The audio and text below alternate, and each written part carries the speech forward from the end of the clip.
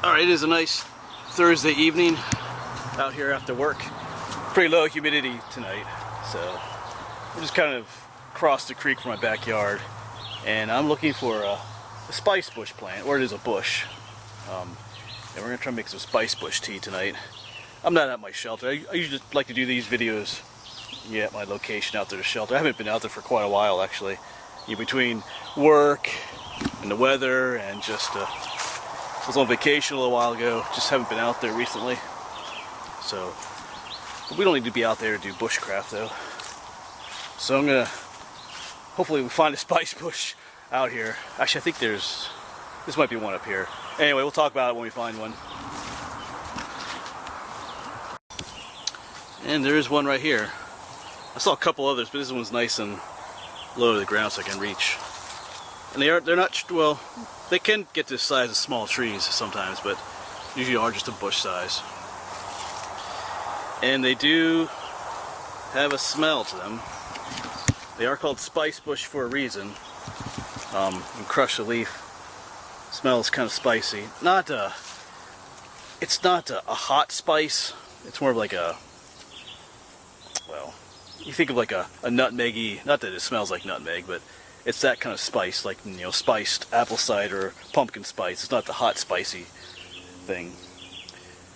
And sometimes there are berries on these, but there are separate male and female bushes.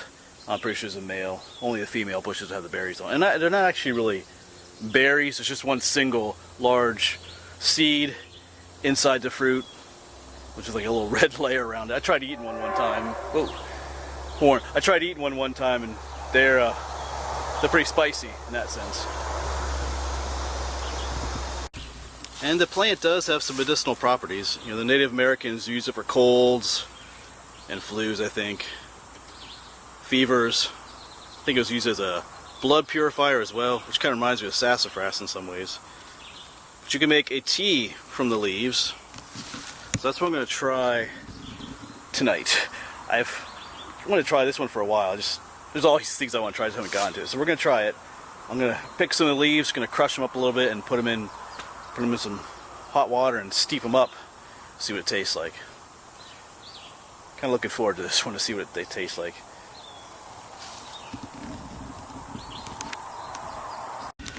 Alright, so I got my leaves here and I'm going to try and get a little fire going in my box stove. I'm familiar with what spicebush looks like and what it smells like and all those things, but you know, if you try something like this, make sure you know what spicebush is. You don't want to just like make tea out of any old leaf that you find out in the woods, because you might get a nasty surprise. So I'm familiar with this. If you're interested in making this yourself, you know, look up what spicebush looks like and different things like that. Don't just assume you know what it is.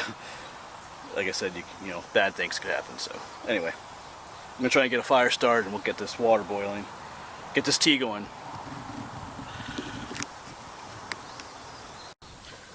Finally getting something going here.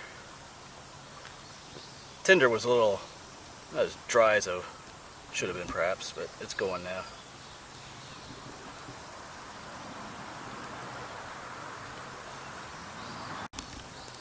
We'll add the leaves in. Because this, with all tea, you don't want to really boil the leaves. Just want to get the water boiling and let things steep for a bit. So that should get boiling pretty quickly there. Alright, so put the fire out. It got to boiling. I'm just going to let it cool off and just let it steep for a little bit. The water is starting to change color just a little bit. So we'll see what this tastes like. Spicebush tea. Because I'm not going to add any sweetener to it. We're just going to try it as it is. Kind of curious about this one. Never tried this one before, like I said. So we'll see.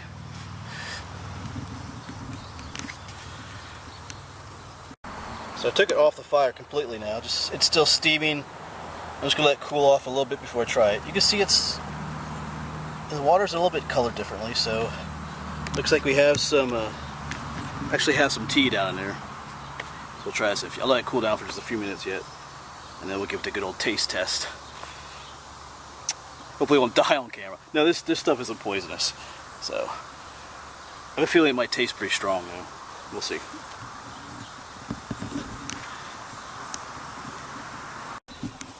Alright, time for the taste test. I took out as many of the leaves as I could, just a few little ones in there, but you can see it has a color to it, so let's see what this tastes like.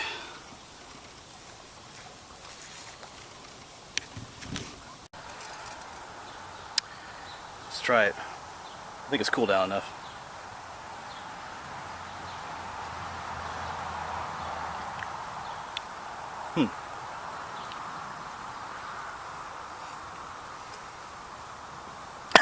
Sorry about that. Just went down the wrong pipe there. It's not the tea.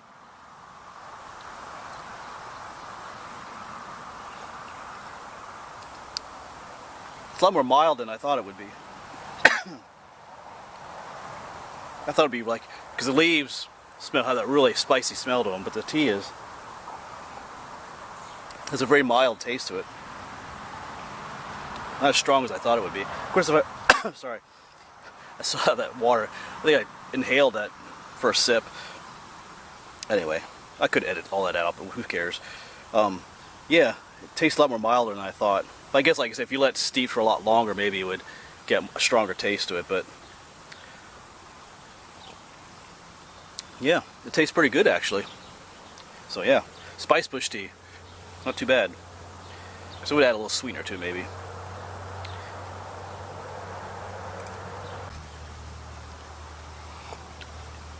Yeah, just keep drinking it here. It does have a slightly medicinally aftertaste to it, maybe, if that makes any sense, but yeah. Not too bad. So I guess, if you want a spring tonic to purify your blood, or it's supposed to help with cold and fevers and stuff like that, you could try an old Native American medicinal use for Spicebush. Alright, cheers.